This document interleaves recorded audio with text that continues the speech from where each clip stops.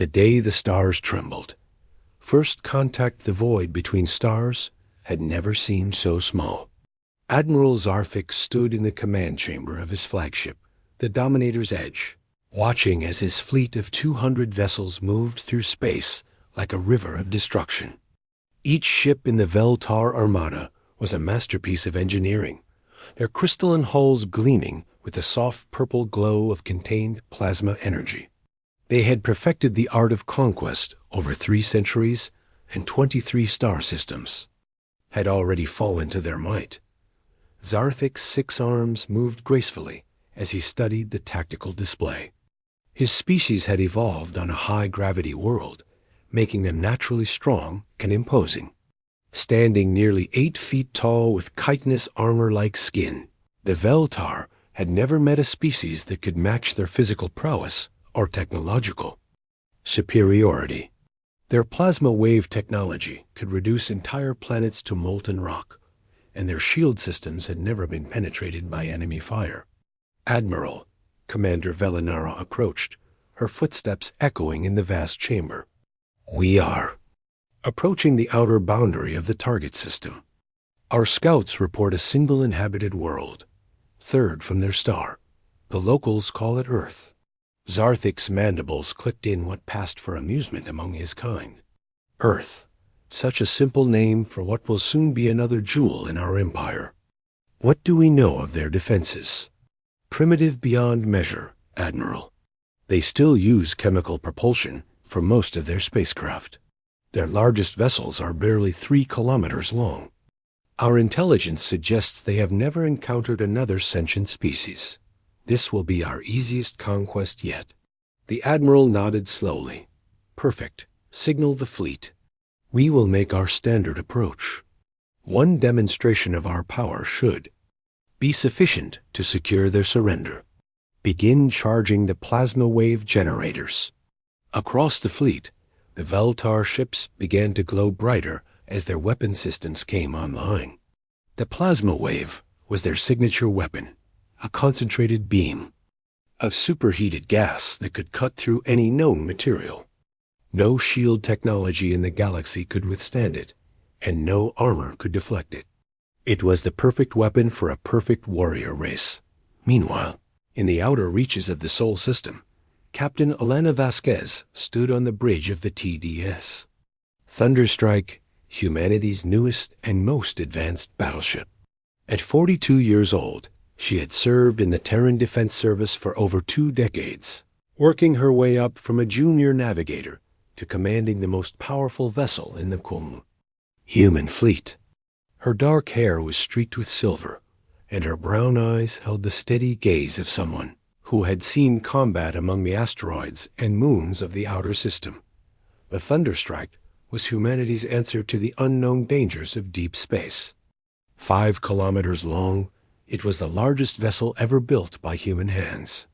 Its hull was composed of layered titanium steel alloys, reinforced with carbon nanotube matrices.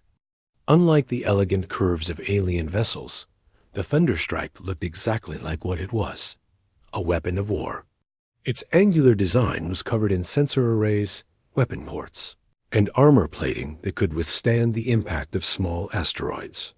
Captain, Lieutenant Commander Marcus Chon called from the tactical station. Long-range sensors are detecting something unusual at the edge of the system. Multiple contacts, moving in formation.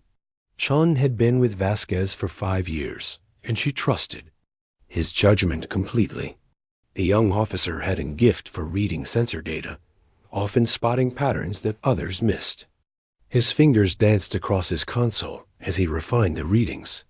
How many contacts, Marcus? Vasquez asked, moving to stand behind his station. Initial count shows approximately 200 vessels, Captain. They're moving at sublight speed, but their energy signatures are unlike anything in our databases. Whatever they are, they're not human. The words hung in the air like a physical weight. For all of humanity's expansion into the solar system, they had never encountered another intelligent species. The implications were staggering. Dr. Sarah Kim, the ship's chief science officer, looked up from her station with wide eyes. "Captain, if these are truly alien vessels, this changes everything. We need to establish communication protocols immediately." Vasquez nodded grimly. "Agreed. Marcus, what's our current position relative to the incoming contacts?" "We're approximately 6 hours from intercept if they maintain their current course." "And speed? They appear to be heading directly for Earth." The captain felt a chill run down her spine.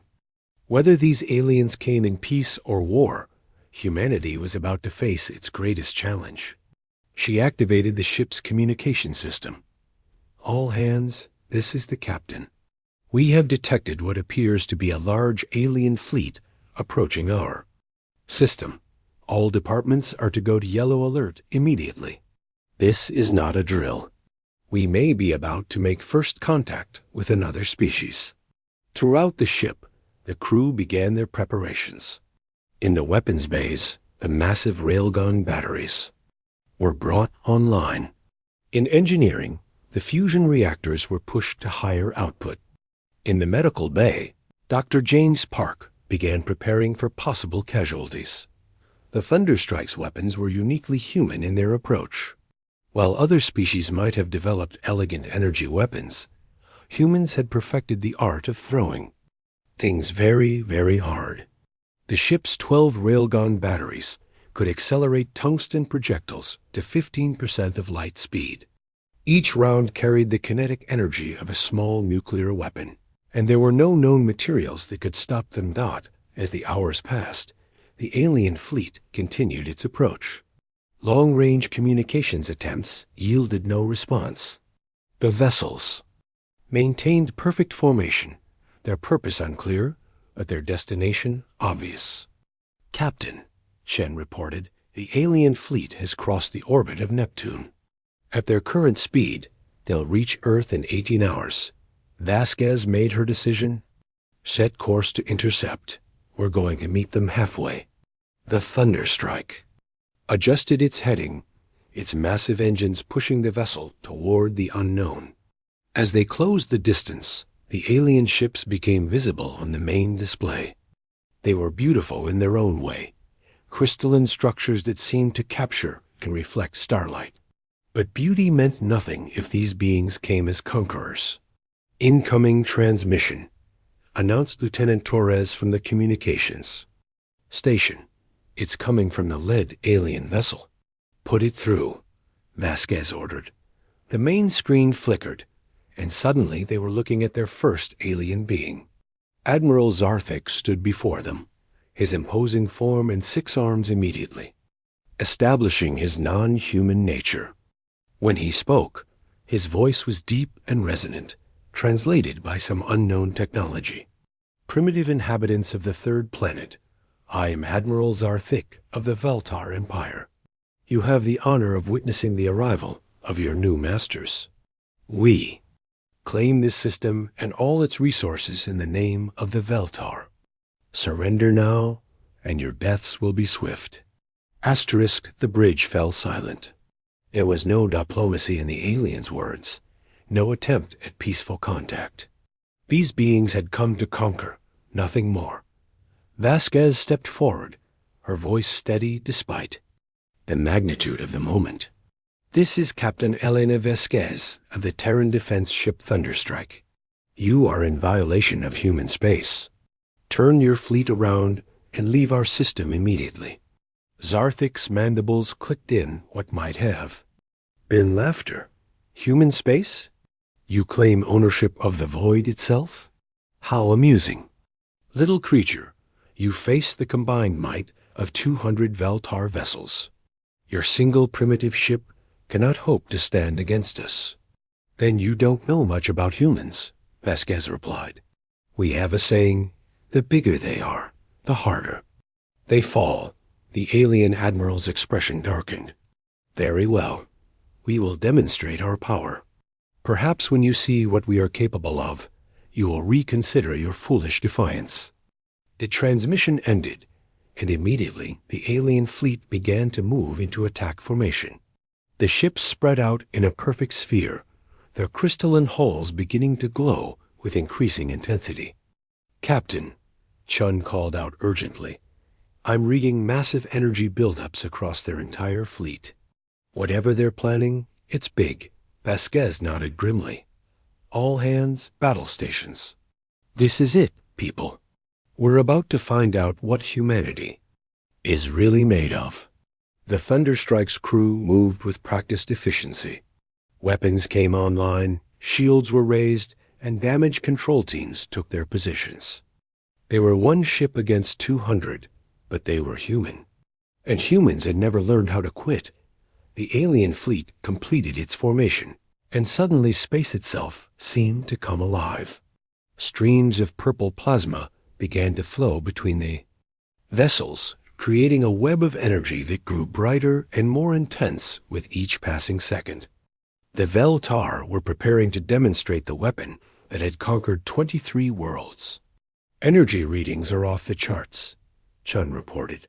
"Whatever they're building up to, it's going to be devastating." Vasquez felt her heart racing, but her voice remained calm, steady as she goes. "Let's see what they've got." The alien fleet fired as one. A massive wave of superheated plasma shot across space toward the Thunderstrike, bright enough to be seen from Earth's surface. It was beautiful and terrible, a weapon that could melt continents and boil oceans. The plasma wave struck the human ship with incredible force. The Thunderstrike's shields flared brilliant blue as they absorbed the impact. The entire vessel shook, and sparks flew from several control stations. But when the energy dissipated, the ship was still there, still intact, still fighting. "Shields down to 60%, Chun reported. "But we're still here." Zarthik stared at his display in disbelief. "Impossible. No ship has ever survived a direct hit from our plasma wave. What kind of shielding do they possess?" Commander Velanar was equally stunned. "Admiral, their defensive systems appear to be based on electromagnetic field manipulation. It's crude but effective." "Then we will simply increase the power," Zarthik snarled. "Charge weapons for a second barrage." But Captain Vasquez had no intention of simply absorbing punishment. "Marcus, target the lead ship. Load railgun battery. Alpha with tungsten penetrators. Target acquired. Railgun battery Alpha, loaded and ready. Fire." The Thunderstrike's first railgun battery spoke with the voice of human engineering. 12 tungsten projectiles shot across space at incredible speed, invisible to the naked eye, but carrying devastating kinetic energy. They crossed the distance between the ships in seconds. The projectiles struck the Veltar flagship with precision that would have made a watchmaker proud.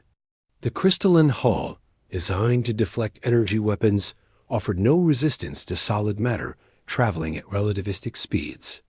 The rounds punched through the ship's structure like bullets through tissue paper. Admiral Zarthik felt his flagship shudder as the strange weapons found their mark. Damage reports flooded in from across the vessel. The humans had hurt them, actually hurt them, with weapons that his science officers couldn't even classify.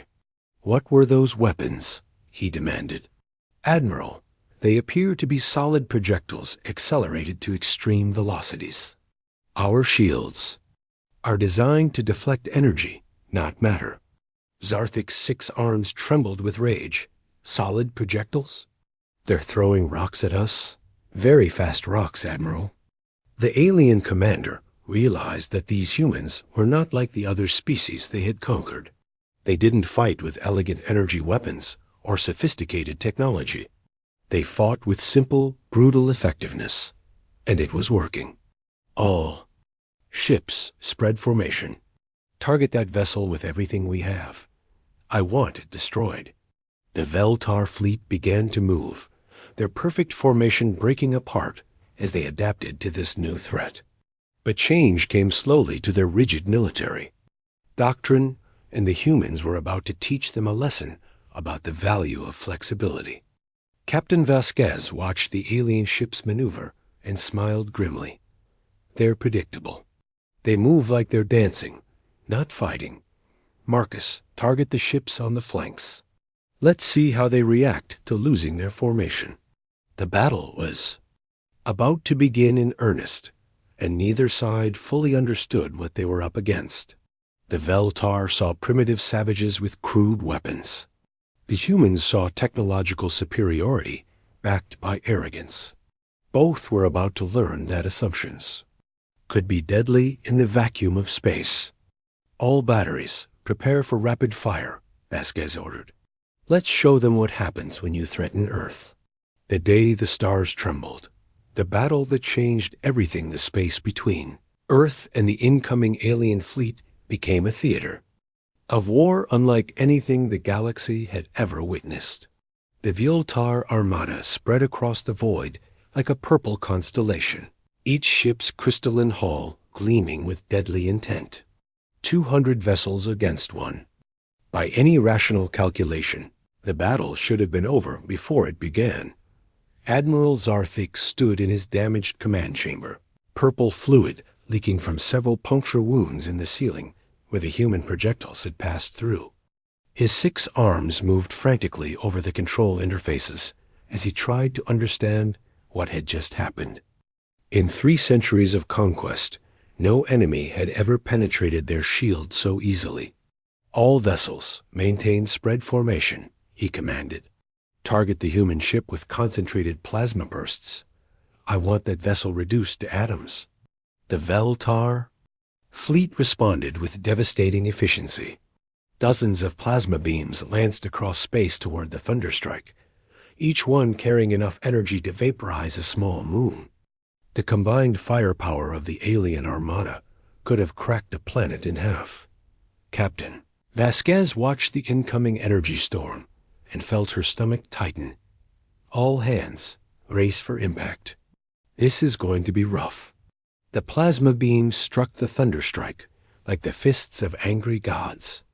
The ship's electromagnetic shields flared brilliant blue as they absorbed the incredible energy. The vessel shook violently, and several crew members were thrown from their stations. Sparks erupted from control panels across the bridge, and the smell of burning electronics filled the air. Shields down to 20%, Lieutenant Commander Chun reported, his voice strained. Hull breaches on decks 7 through 12. We can't take another hit like that. Vasquez nodded grimly. The aliens had the firepower to destroy them, but they had made a crucial mistake. They were fighting like they always fought, with overwhelming force applied directly. They hadn't adapted to face an enemy that fought differently. Dr. Kim, what's the status on our analysis of their formation? The science officer's fingers flew over her console. Captain, they're maintaining a perfect spherical formation. It's beautiful from a mathematical standpoint, but it leaves them vulnerable to focused attacks on key positions. Explain. Their formation is based on mutual support. Each ship protects the others around it. But if we can break their pattern, create chaos in their ranks, their own formation will work against them. Vasquez smiled coldly. Marcus, do you have firing solutions on the ships at coordinates ... Already calculated, Captain. If we hit the vessels at points Alpha, Bravo, and Charlie simultaneously, we'll create overlapping fields of fire that will force them to break formation. The captain felt a surge of pride in her crew. This was what humans did best. They adapted, they improvised, they found ways to turn disadvantages into advantages. All batteries prepare for synchronized fire. On my mark. The thunder strikes. Railgun batteries turned toward their targets with mechanical precision. Each weapon was a marvel of human engineering, capable of accelerating projectiles to speeds that defied imagination. The tungsten rounds were small, barely the size of a man's fist, but at 15% of light speed, they carried the kinetic energy of nuclear weapons. Fire. 36 projectiles shot across space in perfect coordination. The Veltar ships, still maintaining their elegant formation, never saw the attack coming. The tungsten rounds struck their targets with devastating precision. punching through crystalline hulls and vital systems with equal ease. Admiral, Zarthik felt 3 of his ships die simultaneously through the psychic link that connected all. Veltar vessels. The pain was like having parts of his own body torn away. But worse than the pain was the confusion. The humans had fired at seemingly random targets, ships that posed no immediate threat. Admiral, Commander Velinara called. Out urgently, the humans have destroyed vessels in positions 7, 15, and 23. Our formation is compromised. Zarthik looked at his tactical display and saw the problem immediately. The 3 destroyed ships had been key support vessels, their loss creating gaps in the fleet's protective umbrella. Now his ships were vulnerable to attacks from angles they had never considered. Adjust formation. Close the gaps. But the Veltar fleet was designed around their perfect spherical formation. Changing it required time and careful coordination. And time was something they didn't have. Captain Vasquez saw the alien fleet beginning to shift and knew she had them. All batteries. Target the ships moving to fill the gaps. Don't let them regroup. The Thunderstrike's guns spoke again and again, each salvo finding its mark with deadly precision. The aliens were trying to maintain their formation while under constant attack, and it was proving impossible. Ships collided with each other as they tried to maneuver. Others found themselves exposed to human fire as they moved to cover gaps. This is impossible, Zarthik muttered. They're 1 ship against 200. How are they doing this? Velinara studied the tactical display with growing understanding. Admiral, they're not fighting like us. They're not trying to match our power or our numbers. They're attacking our weaknesses. What weaknesses? We have 200 ships. That's the weakness, sir. We're so focused on our formation, our tactics, that we can't adapt when someone fights differently. Zarthik's mandibles clicked in frustration. The human ship continued to dart through space like an angry insect, striking at his fleet with weapons that shouldn't have been effective, but they were effective, devastatingly so. All ships, abandon. Formation, attack independently, swarm the human vessel. The order went out across the fleet, and the Veltar ships broke their perfect sphere. They moved toward the Thunderstrike like a swarm of angry wasps, each one seeking to deliver the killing blow that would end this embarrassing battle. Captain Vasquez watched the alien fleet change tactics and felt her heart rate increase. This was the moment of truth. All departments, report readiness. Engineering ready, Captain. Reactors at full power. Weapons ready, all batteries loaded and tracking. Medical bay ready for casualties. Damage control teams standing by. Vasquez took a deep breath. All hands, this is the captain. The aliens are coming at us with everything they've got. We're outnumbered 200 to 1, but we're human. We've never known how to quit, and we're not going to start now. This is our system, our home, and we're going to defend it. The alien ships came at them in a chaotic mass, their elegant formation replaced by desperate fury. Plasma beams filled the space around the Thunderstrike, turning the void into a deadly light show. The human ship wove between the attacks with a grace that would have seemed impossible for such a large vessel. How are they moving like that? Zarthik demanded. Admiral, their ship appears to be using some form of vectored thrust technology. They can change direction without changing orientation. The Thunderstrike's engines were another example of human ingenuity. Instead of the single massive drive that most species used, the human ship had dozens of smaller engines positioned all around its hull. This allowed it to move in ways that seemed to defy physics, dodging attacks that should have been impossible to avoid. But even human engineering had its limits. The Thunderstrike took hit after hit, its shields failing under the sustained assault. Hull breaches appeared across the vessel, and the casualty reports began to pour in. Captain, Dr. Parks? Voice came through the communication system. I have 17 wounded and 3 dead. The aliens are getting through our defenses." Vasquez felt each loss like a physical blow, but she couldn't afford to dwell on it. All batteries, concentrated fire on the lead alien vessel. If we can take out their commander, maybe we can break. Their coordination. The human ship's weapons turned toward Admiral Zarthik's flagship. The damaged Veltar vessel was still formidable, but it was wounded, and the humans could smell blood in the water. Zarthik saw the human weapons turning toward him and felt a chill run through his chitinous body. Evasive maneuvers. All ships protect the flagship.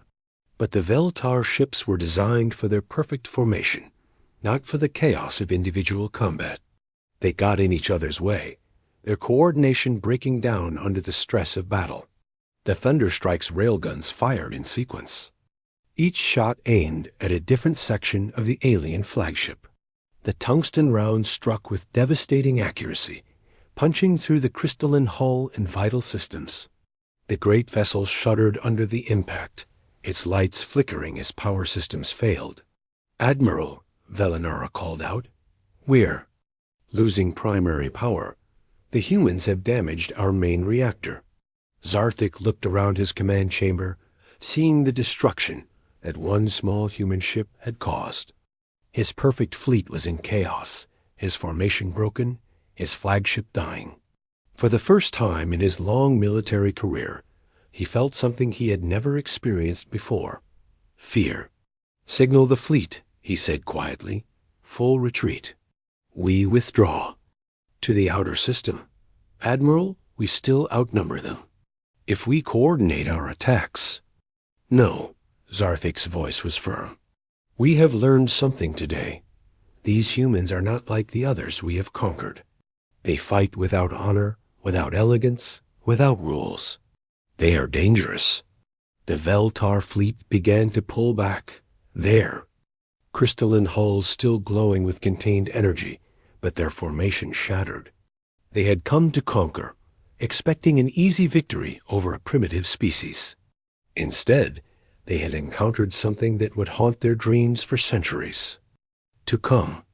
Captain Vasquez watched the alien fleet retreat and felt a mixture of relief and exhaustion.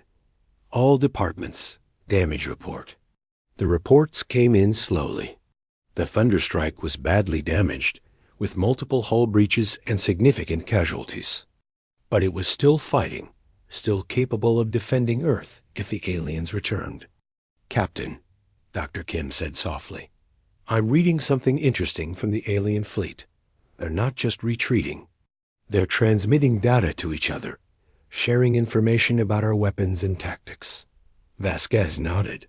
"They're learning. Next time they come, they'll be better prepared." "But so will we," Lieutenant Commander Chon added. "We've learned something too. We can fight them. We can win." The captain looked out at the stars, knowing that humanity had just passed its greatest test. They had faced the unknown and survived. More than that, they had shown that human ingenuity, determination, and adaptability could overcome any challenge. "Send a message to Earth Command," she ordered. "Tell them we've made contact with a hostile alien species. We engaged them in combat and forced them to retreat. But this is just the beginning. We need to prepare for their return." As the Thunderstrike began its journey back to Earth, the crew worked to repair the damage and tend to their wounded. They had won the battle, but the war was far from over. The aliens would return, probably in greater numbers and with better tactics. But they would find humanity ready for them. Because humans had learned the most important lesson of all. They were not alone in the universe, and they were not helpless. They had weapons, they had courage, and most importantly, they had each other. The stars themselves had trembled at the sound of human railguns, and the galaxy would never be the same. The age of human expansion was about to begin, and it would be built on the foundation of this single desperate battle in the void between worlds. Admiral Zarthik stood in his damaged command chamber, watching the human ship grow smaller in the distance. His fleet had been humbled, his perfect formation shattered, his confidence destroyed. But he had learned something valuable about this new species. "Commander," he said to Velinara, "send a message to High Command. Tell them we have encountered a new species. They call themselves humans, and they are unlike anything we have faced before." "What should we tell them, Admiral?" Zarthik was quiet for a long moment, remembering the feel of his ships dying under human fire. "Tell them that these humans are dangerous, not because of their weapons or their technology, but because of something else. Something we don't understand." "What is that, sir?" "They refuse to accept defeat, even when facing impossible odds. They keep fighting. They adapt, they improvise. They find ways to turn weakness into strength. We may have superior numbers and technology, but they have something we lack." "What's that, Admiral?" Zarthik looked out at the stars, knowing that the galaxy had changed forever. "They have hope. And hope, Commander, is the most dangerous weapon of all." The battle was over, but the war between species had just begun. And in the cold void of space, both sides began to prepare for the conflicts that would shape the future of the galaxy itself. Asterisk.